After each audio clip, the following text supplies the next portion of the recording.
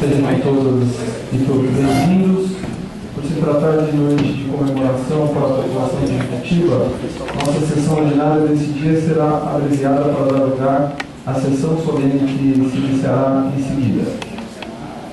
Solicito ao primeiro secretário que verifique a presença por chamada nominal. Dimas Guise. Presente. Dosvalino Dias da Silva. Edson Garcia. Presente. Gilmar Pires de Camargo. Presente. Gilcinei Domingues da Paz. Presente. José Gregório Lana. Presente. Leonardo Henrique Lopes Tavares. Presente. Marlos Martins Feitosa. Presente.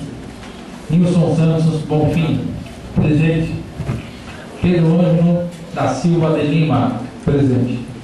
William Soares Rodrigues. Presente. Havendo quórum regimental, invoco a proteção de Deus sobre os trabalhos a serem realizados e declaro aberta a oitava sessão ordinária da primeira sessão legislativa da 12ª legislatura, realizada no dia 27 de março de 2013, às 19 horas. Período do expediente. Solicito ao senhor secretário que faça a leitura da ata da sessão anterior.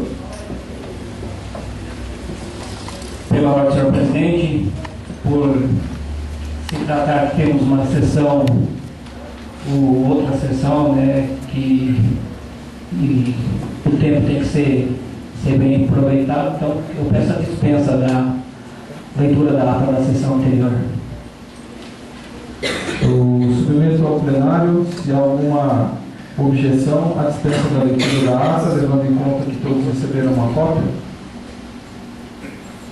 Se houver alguma objeção, que manifeste. Se não houver, então nós dispensamos a leitura da ata e eu consulto meus pares se há retificação a fazer sobre a ata da sessão anterior. Não havendo, está aprovada a ata da sessão anterior.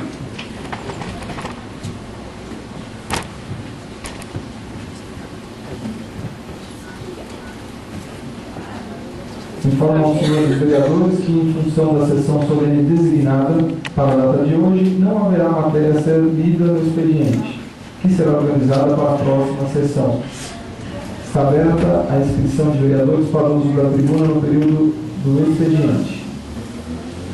Há algum vereador que irá se inscrever? Não havendo, nós passamos para o período da ordem do dia. Não havendo projetos a serem deliberados, nós passamos ao período da explicação pessoal. Consulto os meus pares se há algum vereador que vai se inscrever no período da explicação pessoal. Não havendo vereadores inscritos e nada mais havendo a tratar, agradeço a Deus pelos trabalhos realizados e declaro encerrada esta sessão. Peço aos presentes que aguardem por 5 minutos para darmos início à sessão solene do 48º aniversário da Emancipação Política Administrativa de Juquitiba.